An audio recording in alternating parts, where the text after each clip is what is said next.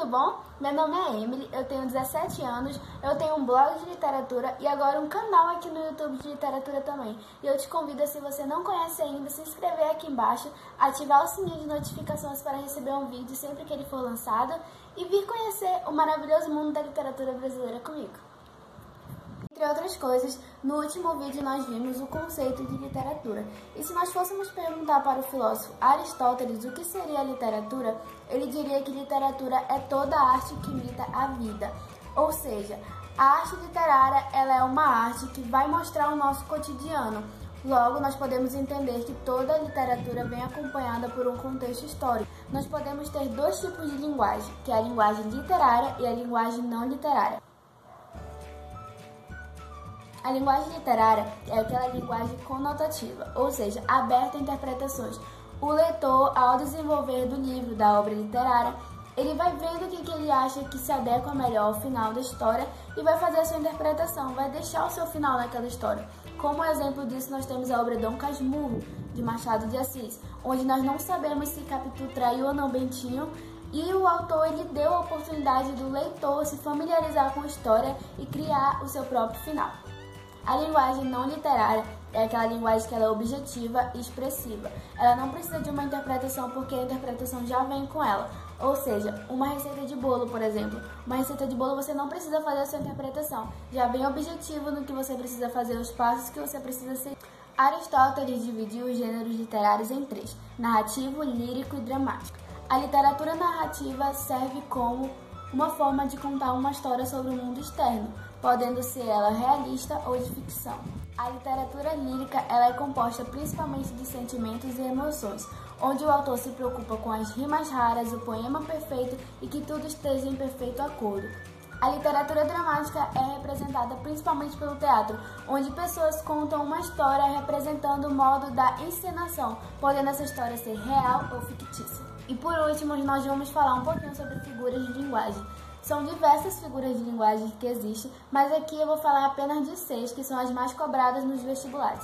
Se vocês quiserem um vídeo específico sobre figuras de linguagem, deixem aqui embaixo nos comentários ou me procurem nas redes sociais pedindo, que eu vou planejar um vídeo para falar só sobre figuras de linguagem. Como principal figura de linguagem nós temos a metáfora, onde uma pessoa ela tenta fazer uma comparação, mas sem usar a palavra como. Essa palavra como ela vai ser usada em outra figura de linguagem, que também vai fazer uma comparação, mas é isso que vai diferenciar a metáfora dessa outra figura de linguagem.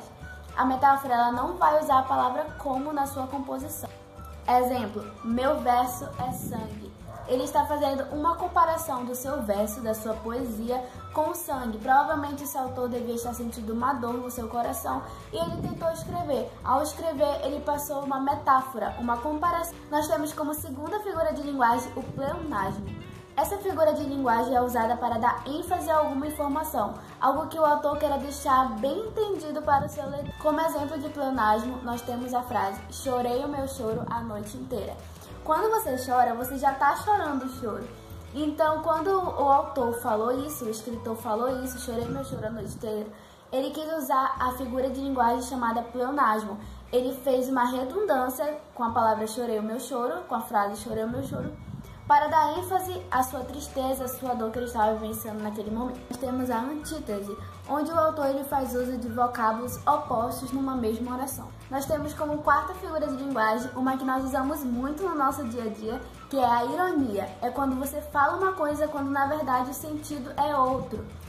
Exemplo, a mãe de Íris era mestra na arte de desprezar os outros. Desprezar os outros não é uma coisa boa, não tem como a pessoa ser mestre nisso, não tem como a pessoa ser boa porque ela faz isso. Isso daí o autor fez o uso da ironia. A quinta figura de linguagem é a hipérbole, onde o autor ele usa essa figura de linguagem para expressar um exagero. Nós fazemos muito isso no nosso cotidiano. Estou morrendo de frio, estou morrendo de fome. Isso é um exagero da nossa parte e essa figura de linguagem se chama hipérbole. A nossa sexta figura de linguagem e última é o eufemismo. Essa figura de linguagem ela é usada para abrandar uma situação ruim. Normalmente quando o autor ele vai expressar no seu texto um momento de luto, onde alguém vai dar uma notícia que alguém faleceu, ele nunca fala, o fulano morreu. ele vai usar a figura de linguagem eufemismo para abrandar essa situação. Dona Carmen ascendeu aos céus. Dona Carmen não está mais entre nós.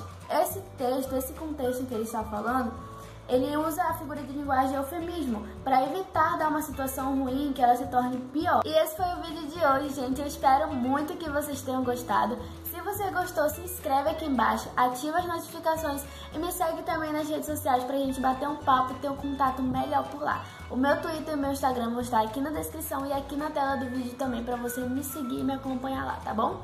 Um beijo, fica com Deus e até o próximo vídeo. Tchau!